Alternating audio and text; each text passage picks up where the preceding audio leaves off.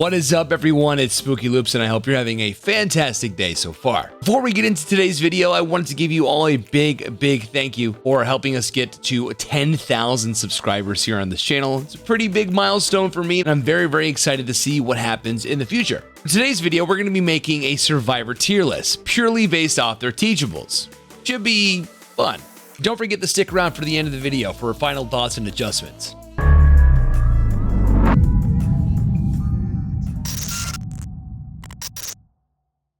Okay, so we're on tiermaker.com, and we're going to then place all these survivors in the appropriate tiers based off of how strong their teachables are. Now, obviously, survivors don't have unique powers. They just have teachable perk sets. And of course, some perks do synergize really well with others. But we're going to look at this from like an adept approach, how these survivors are based on their perks alone. Just a little disclaimer, this is just my opinion, and no need to flip over gamer chairs if I put your favorite survivor in a place you don't agree with. Anyways, let's get started. Starting off our list is Dwight, an original survivor from the game's release. Dwight has 3 teachable perks. The first one being Bond. Bond allows you to see the auras of all your teammates for up to 36 meters. So pretty much if they're working on generators or if they're going for saves or being chased, you can always see what is going on, which is really good. Helps you make really good decision making based on what your team is doing. The next perk is Prove Thyself. It grants a 15% repair speed bonus for the other 3 survivors that are within 4 meters of you when getting on generators, which is really cool. You also get a blood point bonus for cooperative work as well, which is neat. And his last perk is actually called Leader. So any survivor that's within 8 meters of you, they get 25% increased speed on cleansing, sabotaging, opening chests, exit gates, etc. Pretty good stuff. He's very team oriented, which is really cool. Especially for a new person coming to Dead by Daylight, Bond is really good to know what's going on. And plus you get a bunch of speed bonuses, which is really cool. I'm going to put Dwight in A. And of course, just like anything else, this list may change as we go on, but for right now, I think A is a good spot for Dwight. Moving on to Meg Thomas. Meg, in my opinion, is the best survivor for new players when they're coming to the game for the very first time because her 3 teachable perks can be utilized in all different types of situations. Her first perk is called Quick and Quiet. Whenever you're fast vaulting a pallet or a window, jumping in and out of a locker, you emit no sound whatsoever. Also, you negate the killer from getting any visible cues as well. So usually when someone fast vaults something, you get that loud explosion sound on the killer side, alerting the killer where survivor is or what action is being performed. In this case, Quick and Quiet completely mutes all that, which is really good, especially when trying to lose killers in chase and not give the killer an idea where you are. Her second perk is an exhaustion perk called Sprint Burst, where she moves at 150% for 3 seconds, which is super fast. It's very meta. A lot of survivors, even in red ranks, use that to this day. And it's a very strong perk, and you're only exhausted for 40 seconds. Get back on gen while you're working on it. Sprint Burst is back. You just zoom away to the next spot if you wanted to. Her last perk is Adrenaline. Adrenaline is incredibly strong. Once the last generator is completed, Adrenaline procs, and it instantly grants you 1 health state. So if you're on the dying state and you're on the ground, it'll instantly pick you up, and you get to move at 150% movement speed for 5 seconds. There's been so many situations where you're in chase of the survivor, boom, the last gen pops, and then they just take off, which is wild. Overall, I'm putting Meg in S tier. I think Meg's 3 perks are incredibly viable, incredibly strong, and caters to a lot of new players and players that are very experienced to this day. Moving on to Claudette. Claudette's first teachable perk is called Empathy, which allows you to see the auras of all your teammates that are either in the dying or injured state for up to 128 meters. Just like Dwight's perk Bond, you're able to see all the survivors and what's going on. However, with Claudette, she has a much wider range as long as they are injured or in the dying state. Her next perk is called Botany Knowledge. Botany Knowledge pretty much increases healing efficiency by 33%. So you're able to heal a lot faster, and then obviously you get more efficiency out of medkits. Her last and final perk is called Self-Care. You're able to heal yourself at 50%. So you heal a lot slower. Self-Care can be paired with some other cool perks to increase that speed. However, the thing is, if you're spending too much time healing, you're not doing generators, which is obviously going to help the killer out. So I'm going to put Claudette in B. Yeah, I'm going to put Claudette in B. Moving on to Jake Park. Jake's first teachable perk in my opinion, is the strongest survivor perk in the entire game is Iron Will. Iron Will, while you are injured, completely silences any grunts of pain. So one of the best ways to track survivors when you're playing as killer is listening to them crying, essentially, while they're injured.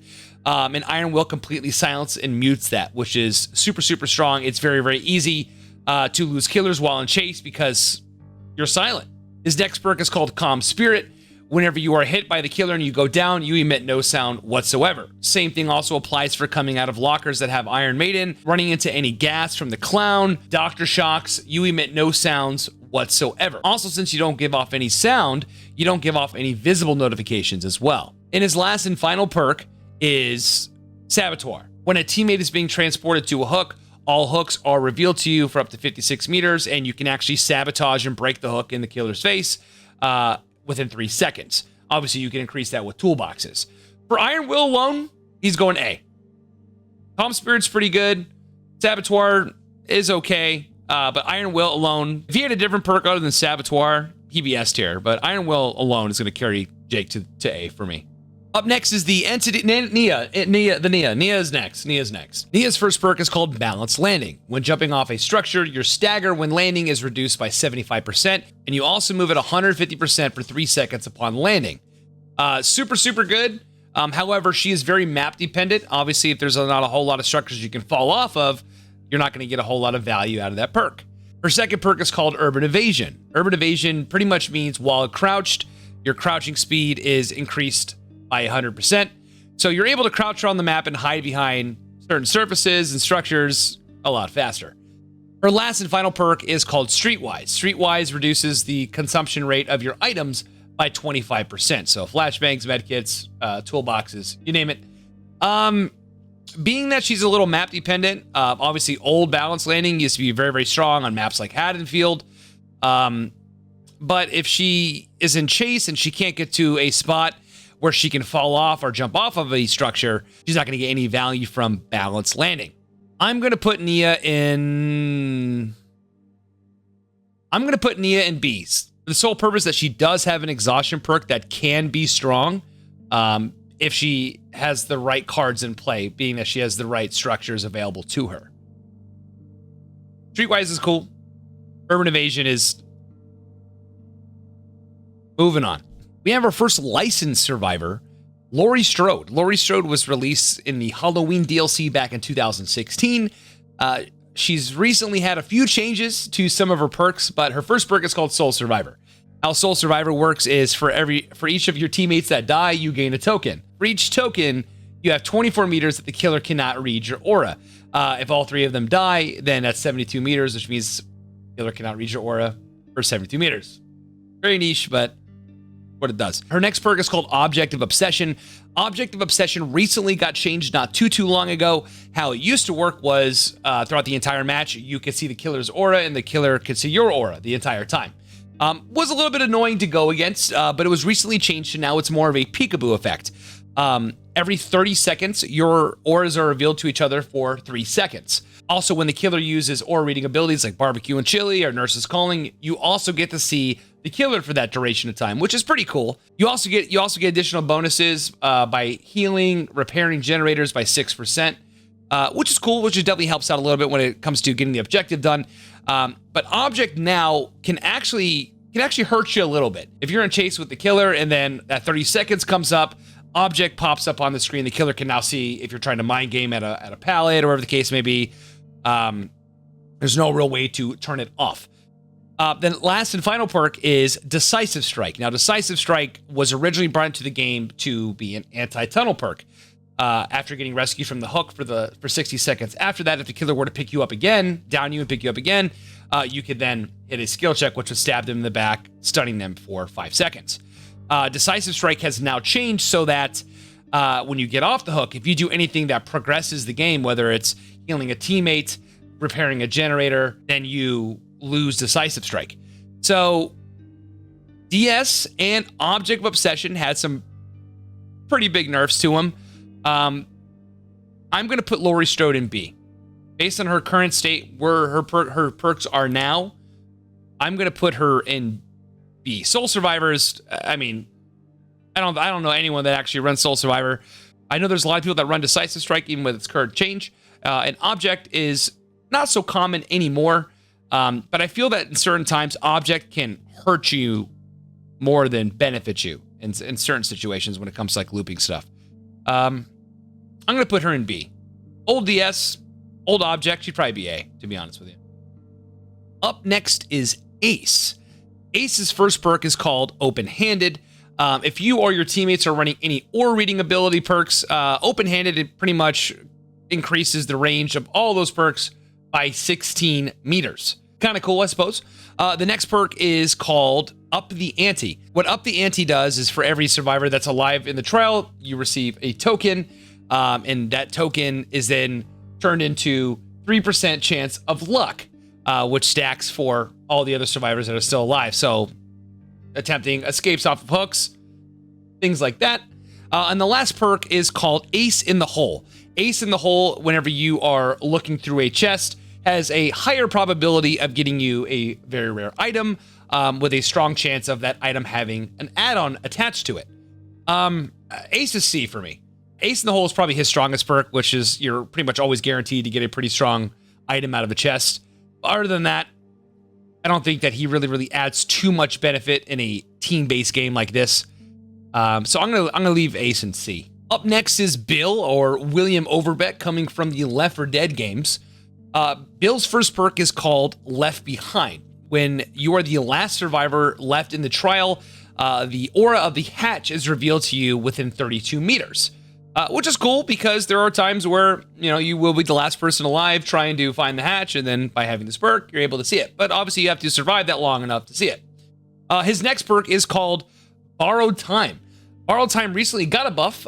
When you go to rescue a survivor off of a hook, they are essentially protected by the endurance status effect for 12 seconds after the hook. How it used to work was the killer had to be within a certain proximity to the hook so that would proc. Now it doesn't matter if the killer's on the opposite side of the world or if you're in the dream state or not.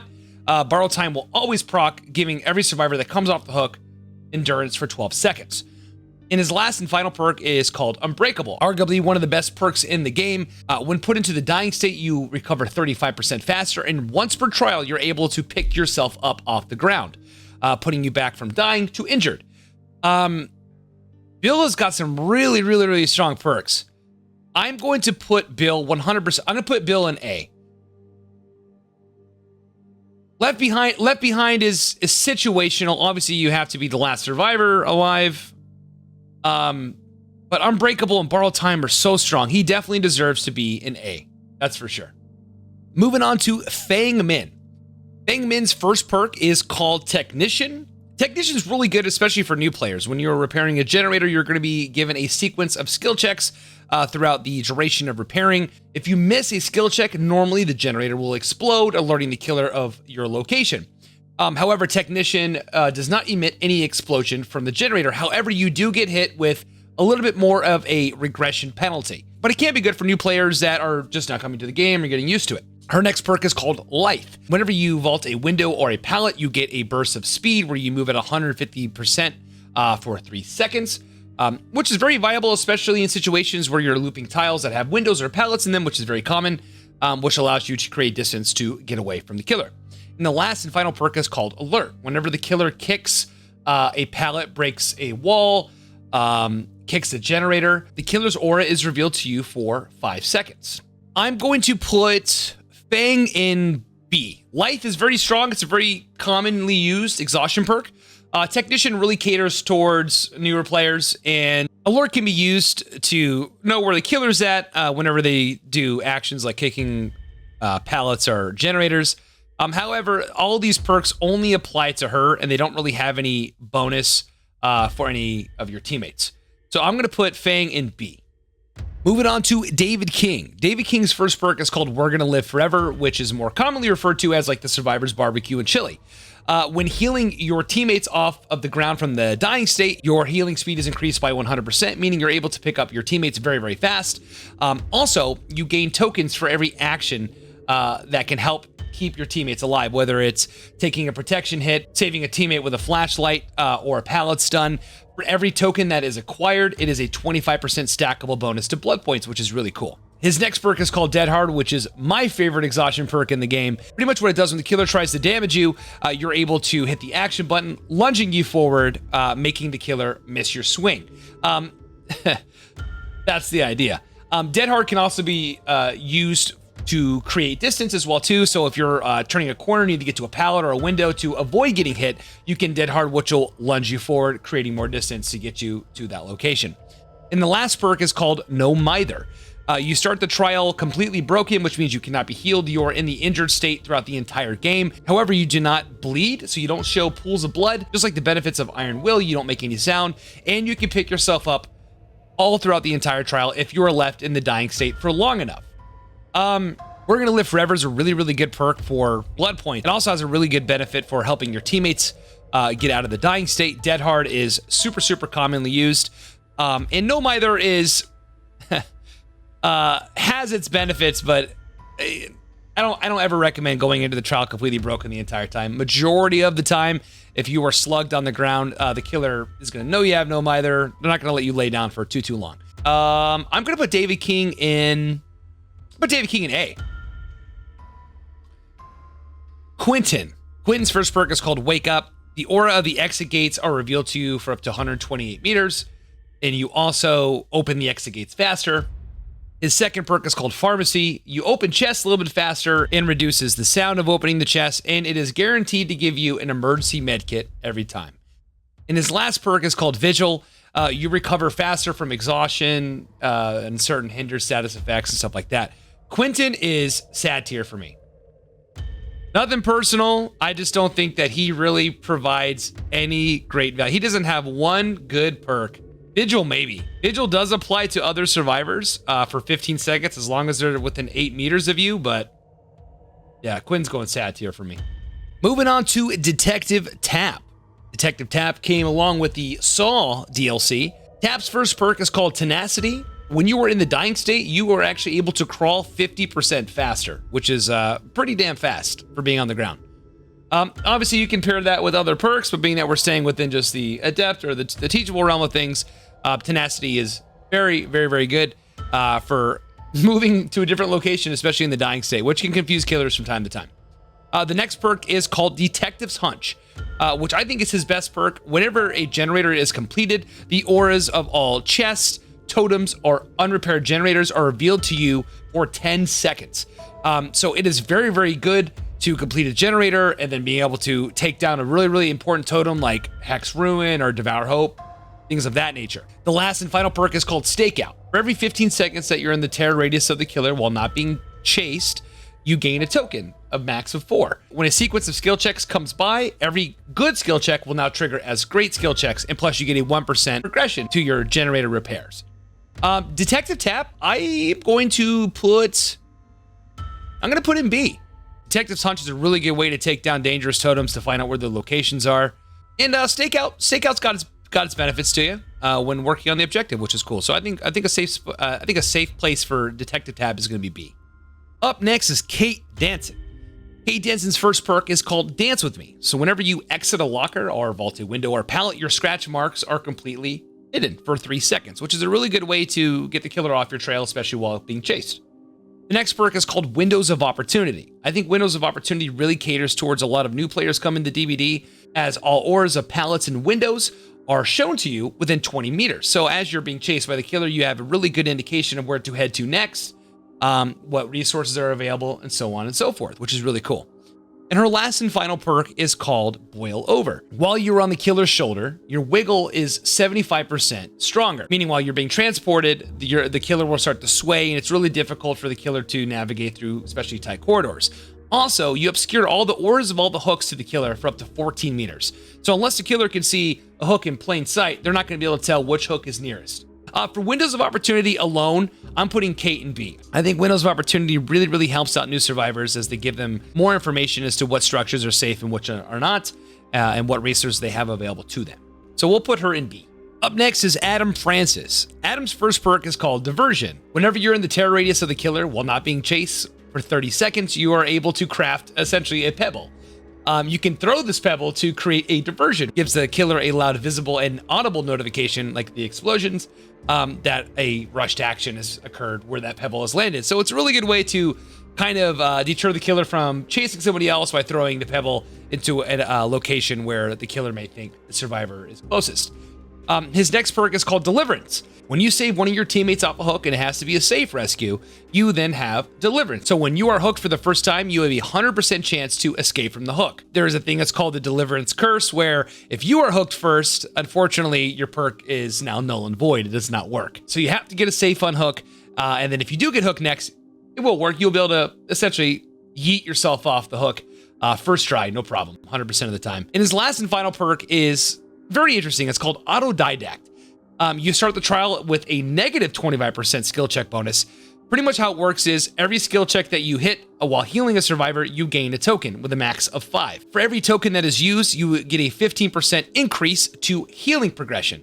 So you can essentially heal a survivor pretty much to full very, very, very fast. It's a lot of hoops you have to kind of jump through to get that.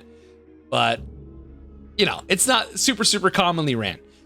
I don't know. An autodidact is crazy. It's just so many hoops you have to jump through just to get that thing to work.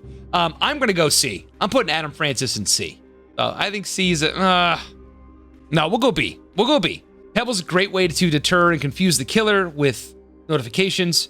In Deliverance, when you do get a safe unhook, it does work. 100% of the time, you're able to get yourself off the hook, which allows your teammates to stay on generators as you're able to unhook yourself. Autodidact, give him what it is. B, I think B is a good place for him. Moving on to Jeff. Jeff's first perk is called Breakdown.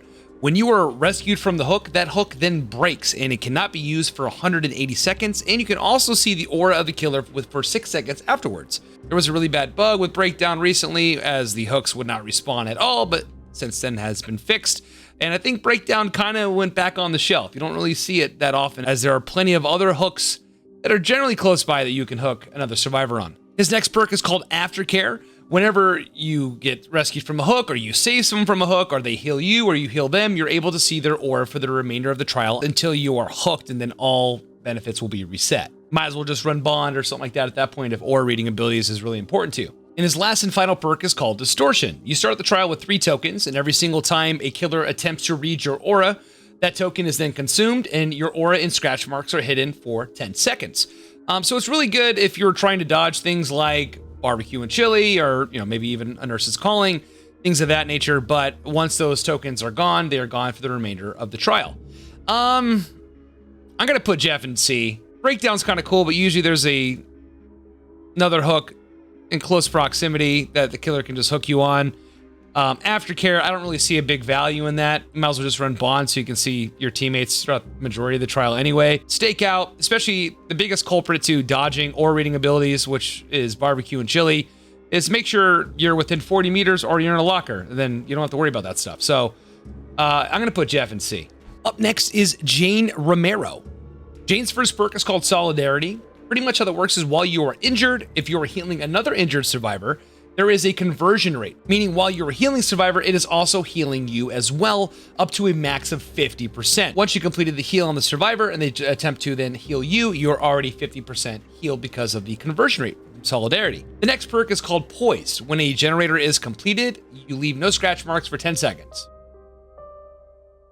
Her last and final perk is called Head On, which is a community favorite. Pretty much how it works is when you go into a locker, it takes 3 seconds to activate, and then you're able to perform a rushed action out of the locker, swinging the locker doors open and stunning the killer within close vicinity. You stun the killer for 3 seconds. Yeah. And that's kind of it. It's fun, but unlike other exhaustion perks, you don't really create a whole lot of distance as you're only stunning the killer for 3 seconds. I'm going to put Jane in C. Head-on's fun. That's her best perk, for sure. I'm going to put her in C. Up next is Ash from the Evil Dead series. Ash's first perk is called Flip-Flop. When you are in the dying state and you are recovering, a maximum of 50% of your recovery will be transferred over to your wiggle. So when the killer finally picks you up and starts transporting you to a hook, you will already have 50% of your wiggle bar completed. The next perk is called Buckle Up. you're able to see the auras of all of your dying teammates on the ground. And based on the intensity of the aura, you're able to tell how close they are to recovering. When you do finally heal that survivor from the dying state or the injured state, the aura of the killer is revealed to you and that survivor for 6 seconds. And the last and final perk is called Medal of Man. You have to take 3 protection hits. So a protection hit is when you are body blocking for a hook or you are intervening into a chase to protect a teammate from going down. Once you've obtained 3 protection hits, then on your 4th hit, you will then gain the endurance status effect, which is kind of like borrowed time, which means you get hit and nothing really happens. You don't go down, you don't take a health state, which is cool. Flip-flop can synergize really well with some other perks. Buckle up is, I don't know. Buckle up, I guess. And just like autodidact, I think that Medal of Man, there's a lot of things, a lot of hoops you kind of have to jump through with that stuff. I'm going to put Ash in C.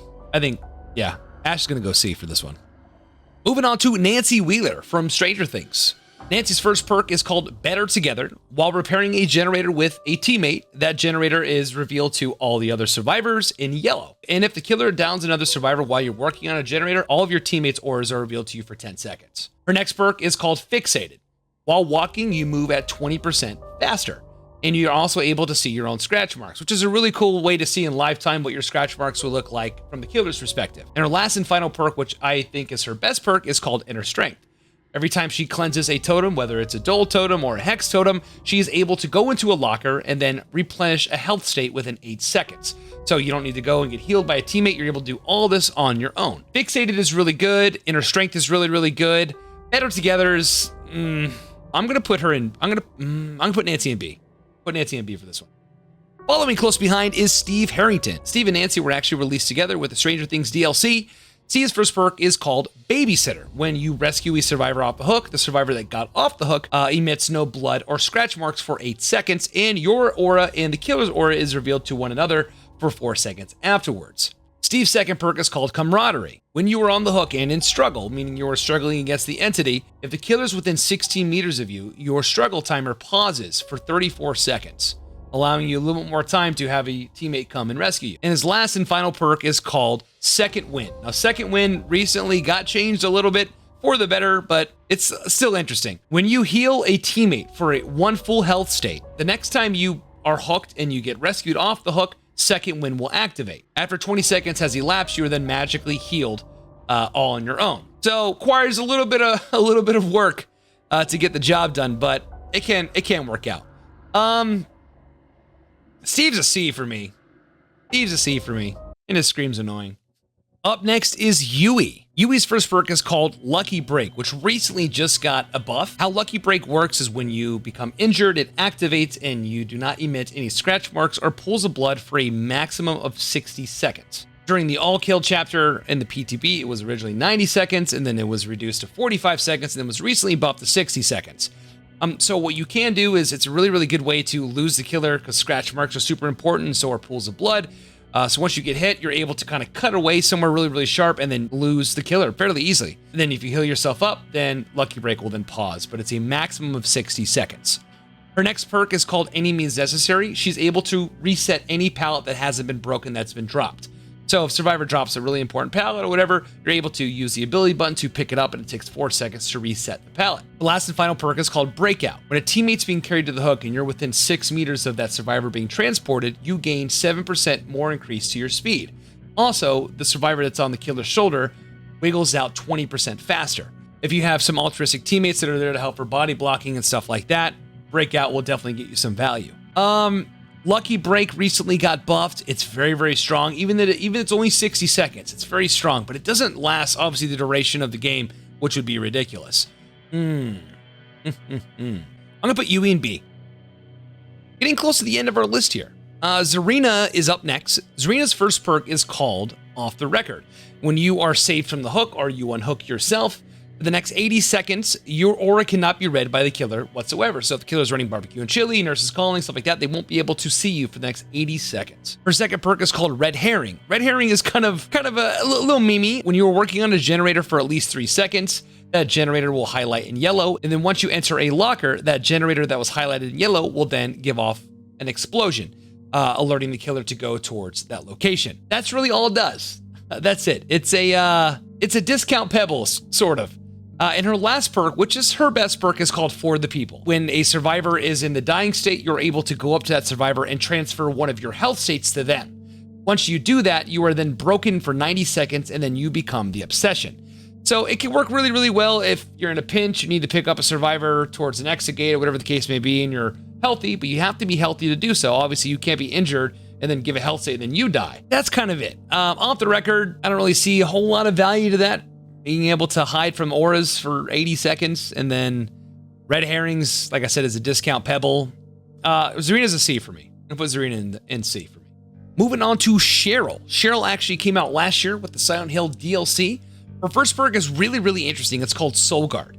When you are in the dying state and you are recovering, and once you are picked up, whether it's by your teammate or by yourself, you then have the endurance status effect for 8 seconds, meaning you're allowed to take a hit without taking a health state, which is super awesome. The second benefit is if you are cursed by a hex, so as long as a hex totem is up and standing within the trial, you can actually pick yourself up as many times as that hex is still standing. So for instance, Hex Ruin is up, you're on the ground, you recover at normal speed, but then you have the ability to pick yourself up and then also get the endurance status effect as well, which is super wild. Her second perk is called Blood Pact. When you are injured, your aura is revealed to the obsession. If you heal or you are healed by the obsession, you both gain a 7% increase to your haste until you are 16 meters apart from each other. Her last and final perk is called Repressed Alliance. She's actually the first survivor that can actually call upon the entity to lend a hand when it comes to completing generators. For repairing a generator for at least 60 seconds, you then have the ability to lock the generator for 30 seconds, saving its progression and not being able to be kicked by the killer. Ooh, that's A tier for me.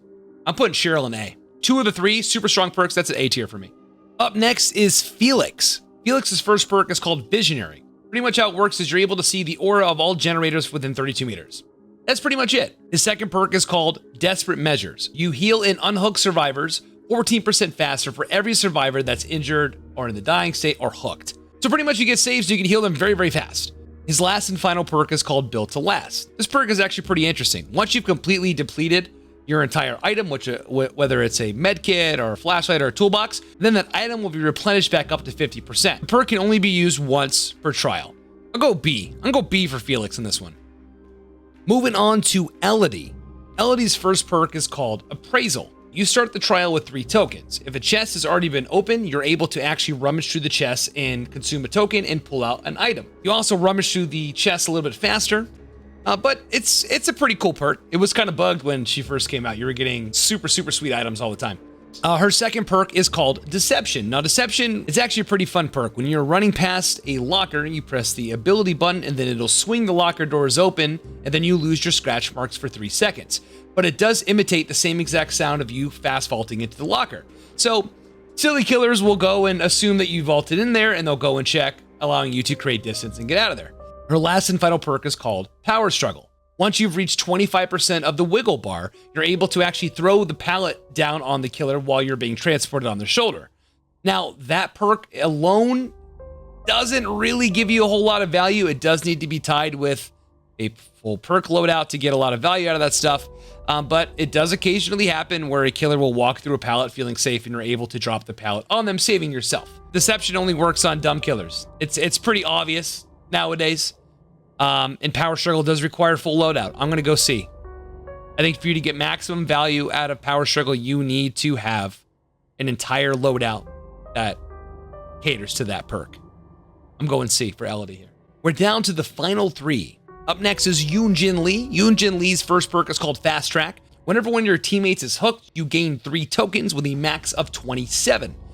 Every single time you hit a great skill check on a generator, increasing the progress by 1% for each token on the generator, which could be cool. So if you're hitting great skill checks, you're going to be pumping through that gen at a pretty fast rate.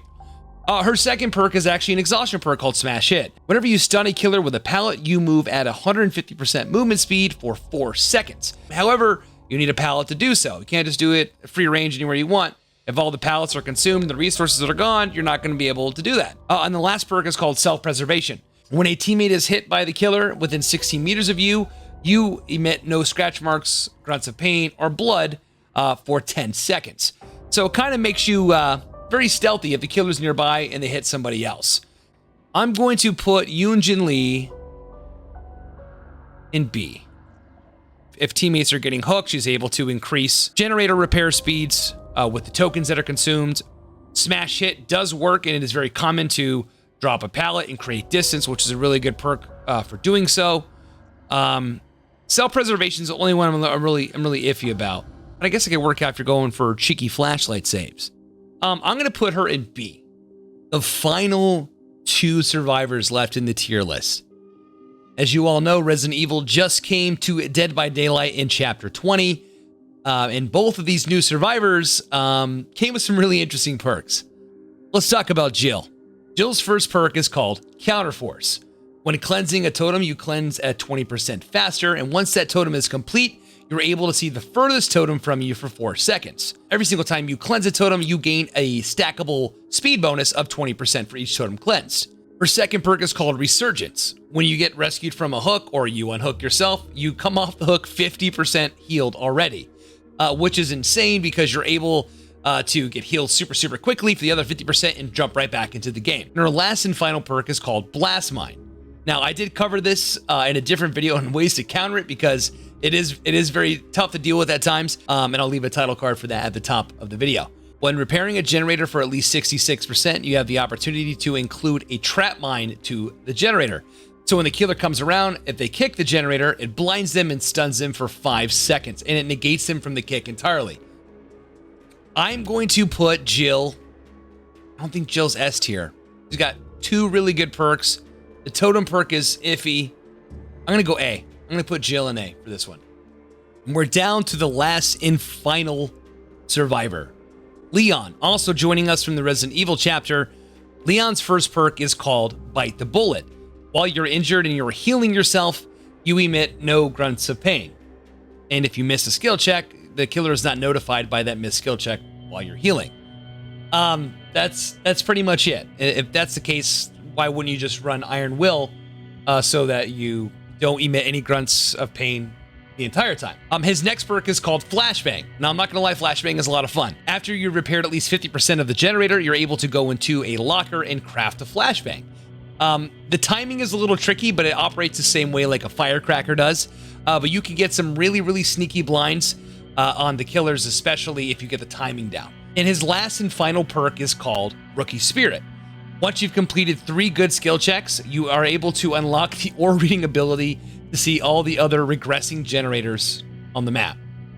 And that's kind of it. Bite the Bullet, might as well just run Iron Will, especially if it only procs when you're healing. Flashbang is a lot of fun, but it's still a firecracker at the end of the day, essentially. Rookie Spirit, being able to see the auras of regressing generators, I guess that could be useful in some way. I wish Leon was as good as Jill. I'm putting Leon in C. The flashbang is fun. If he didn't have the flashbang, I don't know. I think I'm going to put Leon in C. Okay, so I have officially placed all the survivors in what I think is the appropriate tier. However, on my last killer tier list video, I had to make a second video going over adjustments and final thoughts and things like that. So I wanted to give this one more good look over before I call it a day. Meg, the only one in S tier. I think that's about right. Jake Park. Iron Will is so strong. Calm Spirit can be very useful as well too. But Saboteur can be replaced with a toolbox. Nia. Balanced Landing can be used practically on every map. It is situational, but it's a little underrated. Being a killer main, Urban Evasion is super annoying to deal with, and if it's annoying, that means it's working. My first change, I'm going to move Nia up to A. I'm going to move Nia up to A. Man, it's tough. Nia also has Streetwise. It's not the greatest, but it definitely has use. It's not a meme perk at that point. Yeah, we'll put Nia in A. Jake. Iron Will's so strong, though. Jeez. Saboteur can be replaced with a toolbox, though. It can be used and clears up a perk slot for you. I'm going to move Jake to B. Laurie Strode would probably be A, but she's had some recent nerfs to her perks. Kate Denson. Windows of Opportunity is very good for new players, but once those players become accustomed to...